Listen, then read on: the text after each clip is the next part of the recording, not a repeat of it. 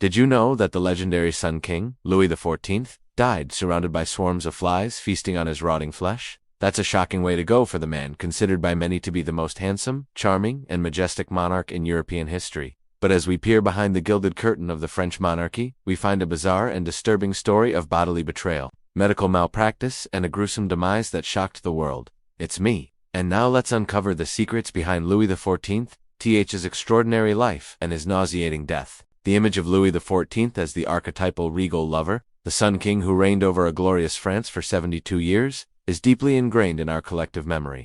Portrayed by the likes of John Gielgud and Kenneth Branagh, he has captured our imaginations as the epitome of 17th-century elegance and power. However, behind this carefully constructed image of perfection lurked a shockingly different reality. Louis XIV came to power at the tender age of 4 and was carefully groomed by his mother, Anne of Austria, to uphold the divine right of kings. By his late teens, he was considered an adult in all matters of state and was renowned throughout Europe for his perfect physique, extraordinary talents, and magnetic personality. At 5'9", he had the height of a Greek god. His long, flowing locks were the color of ripened grain. His legs were straight and shapely, his chest was broad and muscular, and his carriage was noble and upright. Fluent in 5 languages, he was an accomplished dancer, fencer, and poet, captivating nobles and foreign diplomats alike. He was so brilliant and vivacious that he seemed destined to rule his kingdom and Europe with wisdom and grace forever. But tragedy struck when he reached his mid-20s. Over a span of few years, Louis XIV suffered debilitating bouts of sickness, including alarming episodes of compulsive overeating, where he would consume food non-stop for days,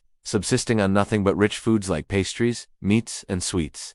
The Sun King was racked with agonizing stomach pains, constipation, diarrhea, and other digestive problems. His physicians were baffled, but their frustration was overshadowed by the king's own disgust and despair at his inability to control his eating and bowel habits. Adding to his woes, Louis XIV refused to bathe.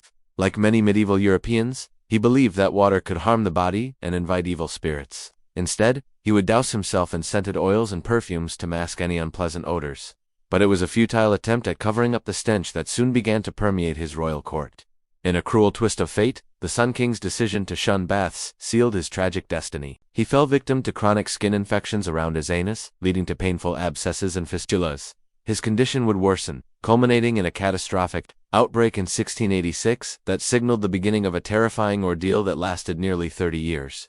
In 1686, the Sun King developed a raging anal fistula that grew larger and more painful with each passing day. Doctors attempted to drain the infected area with leeches and applied poultices made of caustic substances like burnt mouse, brains, and ground lizards. These treatments failed to alleviate the pain and only aggravated the situation, making the wound even bigger and deeper. As the years passed, the fistula reached an astonishing size, becoming a gaping hole in the king's backside that oozed a foul-smelling liquid and solid waste. The Sun King's bottom was permanently stuck open, emitting a constant stream of decay. In a desperate bid to cure the ailment, doctors performed countless enemas, sometimes inserting them into the rectum for up to 9 hours at a time. They subjected the king to painful bloodletting procedures, believing that ridding the body of bad humors would stop the bleeding. But these treatments proved futile. The stench emanating from the king became so unbearable that the royal court took drastic measures to mask it. Every morning, tons of flowers were delivered to Versailles from all over Europe. Courtiers spent hours grinding petals and herbs into fragrant powders that they dusted on the king and themselves. Entire rooms were filled with scented oils and balms, creating thick, heavy mists that hung over the floor. Some courtiers claimed to have inhaled so much perfume that it burned their lungs. Versailles became one of the most perfumed places on earth as the royal family and nobility went to great lengths to cover up the Sun King's decay. The scale of the operation was staggering. In the late 17th century, Versailles imported 2,000 barrels of flowers every year, costing an estimated €5 million in today's money. This floral avalanche was just one part of a multi-pronged strategy to keep the Sun King's rotting flesh hidden from view. As Louis XIV grew older, he became increasingly frail and dependent. The fistula continued to worsen, growing in size and complexity. Multiple openings appeared around his anus, creating a network of decay that leaked excrement and blood. Gangrenous growths spread across the Sun King's hips and thighs, turning black and rotting away. Flies swarmed around the king, attracted by the smell of decay. Some courtiers fainted at the sight of the bloated fly-covered corpse, others vomited at the king's approach, yet somehow the Sun King managed to cling to power. Now bedridden, he issued decrees and conducted state affairs from his sick bed, dictating letters with one finger while the other rested on a chamber pot. His ministers, loyal to the crown, did their best to shield the public from the horrific details of their leader's condition. They managed to keep the truth of the Sun King's decline concealed for decades. carefully crafting a narrative that painted a picture of a powerful, healthy monarch. However, Louis XIV's physical degeneration continued unabated. The fistula consumed his entire backside, leaving him permanently stuck in a state of filth and torment. By the time of his death in 1715, the Sun King weighed over 300 pounds. His body was a mass of festering sores and rotting flesh, held together by a thin veneer of skin. His teeth had been brutally extracted in a single night, leaving him without a single molar or incisor. The Sun King had become a shell of his former self, imprisoned inside a decaying suit of flesh. His condition shocked Europe. Foreign diplomats who had come to pay homage to the great Sun King were horrified by his appearance. Some questioned whether he was actually the same Louis XIV they had heard so much about. Unable to bear the stench, many sent lower-ranking officials in their place. On September 1, 1715, Louis XIV breathed his last breath, succumbing to the relentless torment of gangrene. The end came swiftly, mercifully sparing him further pain. But it also unleashed a new wave of horrors. Within hours, the Sun King's body began to decompose rapidly, defying the usual natural order. His skin turned a ghastly green and his bowels burst out of his stomach, leaving a trail of decay in their wake. Alarmed by the gruesome spectacle, royal officials quickly prepared the king's remains for burial. Usually the process took several days, but the unprecedented speed of the Sun King's decomposition forced a grim race against time. That night, Louis XIV was hastily interred in the royal crypt beneath the Basilica of St. Denis. The coffin was lowered into the grave, sealing away the once magnificent monarch inside a dark, dank tomb. Even in death, the Sun King's body did not relent in its macabre display.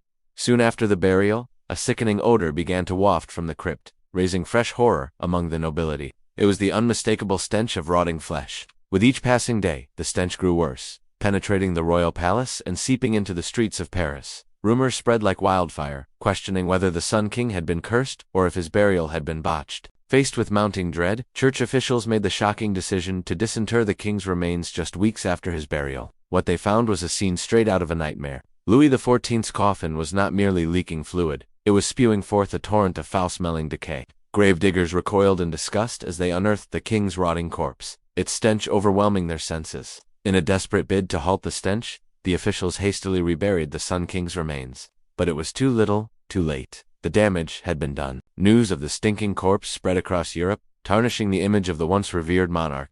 After his death, the royal family and court went to great lengths to hide the truth about his decline and death, hoping to preserve the legend of the Sun King. However, some court physicians and surgeons kept secret medical records, surgical diaries and autopsy reports, which revealed the shocking reality of Louis XIV's final years.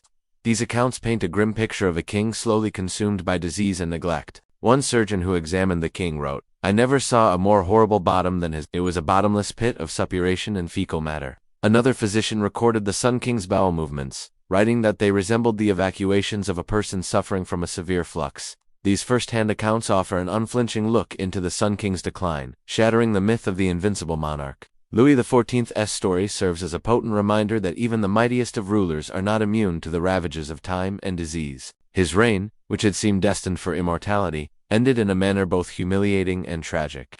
Hidden away in the annals of history, the Sun King's final years stand as a testament to the frailty of human existence. Hidden away in the annals of history, the Sun King's final years stand as a testament to the frailty of human existence. His story compels us to confront the harsh realities of pre-modern medical treatment and the devastating impact of unchecked hubris. It challenges us to examine the nature of power and the lengths to which those in authority will go to preserve their image. Behind the shimmering facade of the Sun King's legacy lies a sobering tale of suffering, neglect, and the inexorable march of decay. The story of Louis XIV is a haunting reminder that even the brightest stars are not impervious to the darkness of human frailty. Thanks for watching. If you want to learn more about the messed up origins of pop culture, stay tuned for more updates.